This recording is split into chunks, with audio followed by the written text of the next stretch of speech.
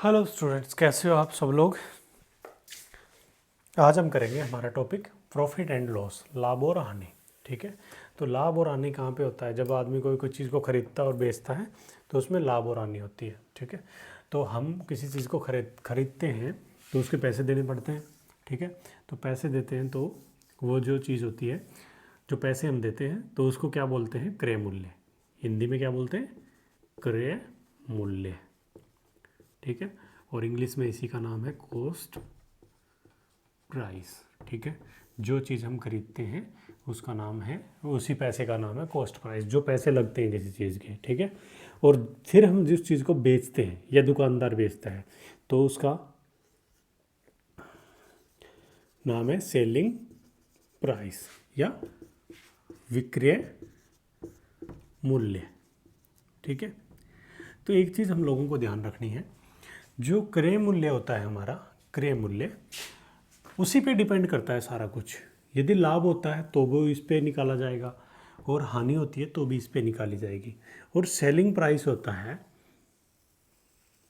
इस पे कुछ नहीं होता। ठीक है, यदि कॉस्ट प्राइस, ठीक है, क्रय मूल्य ग्रेटर देन सेलिंग प्राइस, ठीक है, इससे बड़ा है तो हमें क्या होगा? हानि। क्या होगी? हानि। यदि सेलिंग प्राइस बड़ा है कॉस्ट प्राइस से तो हमें क्या होगा? लाभ। ये बातें हमें याद रखनी है। ठीक है, तो इसमें चार चीज़ होती है: cost price, selling price, profit and loss. ठीक है, तो इसमें ये क्वेश्चन है ना, ज़्यादा सोचने वाले नहीं है, बिल्कुल आसान है। तो इन क्वेश्चनों को करने के लिए हमें सबसे पहले ये पता होना चाहिए कि जो लाभ और हानि होता है किस पे होता है? कॉस्ट प्राइस पे। किस पे होता है? कॉस्ट प्राइस पे। तो 100% क्या होता है? Cost price. ठीक है, ये फिक्स है, ये 100% है, ये फिक्स है। 100% भी फिक्स होता है और कॉस्ट प्राइस भी फिक्स है। ठीक है, लेकिन हमें नहीं पता सेलिंग प्राइस क्या है। Selling price, selling price. अब यदि हमें लाभ होता है, ठीक है, मैं ये कह दूं मुझे 10% लाभ हुआ है, तो मैं 100 में 10 जोड़ के यहाँ पे लिख दूंगा। ठीक है, 110 कर दिया। यदि मैं ये कह दूं मेरे को 10% हानि हुई है, तो हानि होगी तो कॉस्ट प्राइस कम होगा ना, तो इसमें से 10 घटा दूंगा, यहाँ पे 90 लिख दूंगा। ठीक है, यही होता है ना। ठीक है, इसके बाद मैं क्या करूँगा? क्रॉस मल्टीप्लाई करूँगा। ठीक है, लाभ होगा तो यहाँ जोड़ के आ जाएगा, अगर हानि होगी तो यहाँ पे आ जाएगी। ठीक है, तो मल्टीप्लाई करूँगा ऐसे में, तो cost price equal to 100 into selling price by में ये 90। तो अब क्या निकल गया मेरा? Cost price. यदि मेरे पास कॉस्ट प्राइस है तो मैं इसको इधर भेज दूंगा, 90 के multi C P into 90 by में 100। ठीक है, एस पी आ जाएगा मेरा सेलिंग प्राइस।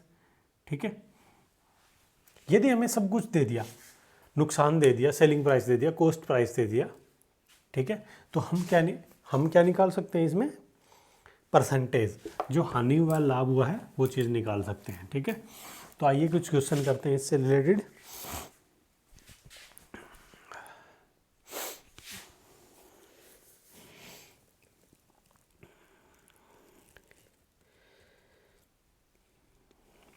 एक व्यक्ति ने 1400 रुपये में एक साइकिल खरीदा। ठीक है, तो 1400 रुपये में साइकिल खरीदा, खरीदने को क्या कहते हैं? Cost price. क्या कहते हैं? Cost price. कितना था? 1400 रुपये। ठीक है, अब क्या कह रहा है? उसको हानि हुई, उसने हानि पे बेच दिया, उसने लेके कुछ दिन चला के बेच दिया भाई। तो हानि कितनी हुई है? हानि हानि हुई है 15%। और मैंने आपको क्या बोला था? ये पूछ रहा है कि कितने में बेचा, सेलिंग प्राइस निकालना है ना हमें। तो क्या निकालना है? Selling price. तो इसने कॉस्ट प्राइस दिया है, कॉस्ट प्राइस कितना है? 1400। अब भाई 1400 है क्या? 100% है ना।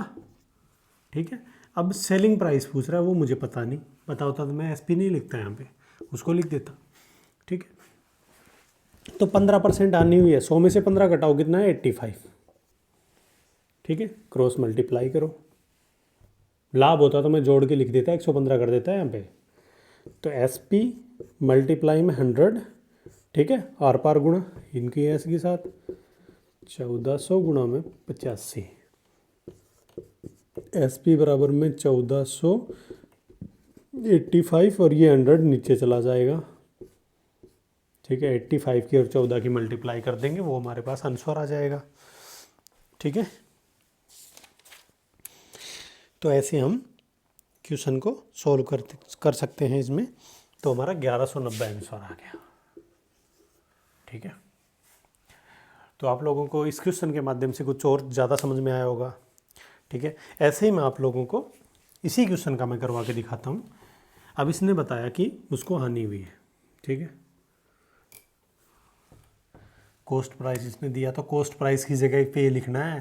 ठीक है, और इसने हानि बताया, मैं कह देता हूँ यहाँ पे लाभ हुआ है भाई, इसको 15% लाभ पर बेच दी। ठीक है, तो SP निकालूंगा, नहीं पता है क्या है। अब लाभ हुआ है तो यहाँ पे 115 कर दूंगा, क्रॉस मल्टीप्लाई करो, SP into 100 equal to 1400 into 115। SP क्या आएगा मेरा 1400 इंटू 115 बाई में 100, तो 14 की और 115 की मल्टीप्लाई करूँगा तो वो क्या आ जाएगा मेरे पास, सेलिंग प्राइस। ठीक है, तो लाभ और हानि वाले क्वेश्चन ज़्यादा मुश्किल नहीं है, तो आप लोग इनको कर सकते हो। इसके बाद सारे क्वेश्चन इसमें ऐसे ही आते हैं। ठीक है, एक वस्तु 4% और 6% लाभ पर विक्रय में नगद अंतर 3 है, तो 2 विक्रय मूल्यों में अनुपात क्या होगा। ठीक है,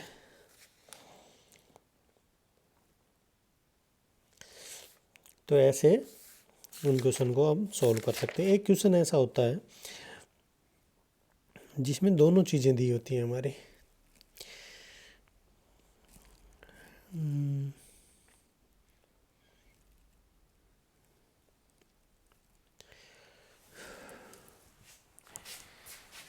कई क्वेश्चन ऐसे होते हैं जिनमें लाभ और हानि दोनों चीज़ें हमें दी होती हैं, कि जैसे यही साइकिल थी, इसी को ले लेते हैं हम एक बार, साइकिल को नहीं छोड़ेंगे। तो हमारा इसी साइकिल पे ये बोल देता है कि इसने ये साइकिल खरीदी। ठीक है, और ये किसी और आदमी को दे दी। ठीक है, 1400 रुपये की साइकिल ये किसी को और को दे दी 15% हानि पे। ठीक है, 15% हानि पे दे दी, और इसने इसको बेच दी 15% लाभ पे। क्या किया, इसने इसको दी 15% हानि पे, इसने इसको दी 15% लाभ पे। तो इसको क्या निकालेंगे, इसका क्रय मूल्य पूछ लिया हमसे कि इसने कितने में खरीदी। इसने तो हानि पे ली, फिर इसने वापस उसको 15% लाभ हुआ, तो इसका इसने जो प्राइस पे किया वो क्या है। तो वो निकालने के लिए हम करेंगे, एक फॉर्मूला होता है x minus Y minus X Y बटा में 100%। ठीक है, ये एवरेज परसेंटेज निकल जाती है कि लास्ट में इसको, जैसे ये 15% हानि है 15% फ़ायदा है, तो एवरेज क्या हो गया इनका। ठीक है, लास्ट में उसका फ़ायदा हुआ है या नुकसान हुआ। ठीक है, तो 15% हानि थी। ठीक है, और 15% फ़ायदा था, क्योंकि जो फ़ायदों को हम प्लस में लेते हैं और हानि को माइनस में लेते हैं। ठीक है, माइनस 15 गुणा में 15 बटा में 100। ठीक है, तो ये तो कैंसिल हो ही गया, तो माइनस का 225 बटा में 100। ठीक है, तो माइनस 2.25%। मतलब क्या हुआ, माइनस आया तो इसका मतलब क्या है, 2.25 हानि हुई है एवरेज में। लास्ट जो ये प्राइस था जो इसने ख़रीदा है, तो ये हानि पे ख़रीदा है इसने जो भी चीज़ है। ठीक है, तो दोनों चीज़ें दी होती है, उसमें एक फार्मूला लागू होता है x माइनस वाई और minus X into Y by 100। वो परसेंटेज निकल जाती है, एवरेज परसेंटेज उसको क्या मिली है। ठीक है, तो जो क्रय मूल्य और विक्रय मूल्य दोनों चीज़ें होती हैं, जो भी हमें लाभ और हानि होती है, ठीक है, वो किस पे होती है, हमें कॉस्ट प्राइस पे होती है, और सेलिंग प्राइस पे न तो लाभ काउंट करेंगे हम, न हानि काउंट करेंगे। ठीक है, हमें चारों चीज़ों में से, जैसे कॉस्ट प्राइस, सेलिंग प्राइस, ठीक है, कॉस्ट प्राइस, सेलिंग प्राइस ठीक है। कॉस्ट प्राइस हमेशा 100 के इक्वल होता है और सेलिंग प्राइस चेंज होता रहता है, क्योंकि लाभ होगा तो वो 100 से ज़्यादा होगा और हानि होगी तो 100 से कम होगा। ठीक है, 100 के अंदर जोड़ देते हैं, लाभ हानि को घटा जोड़ कर सकते हैं। तो ये 4 ही चीज़ होती है, इनको क्रॉस मल्टीप्लाई करके आप लोग निकाल सकते हो।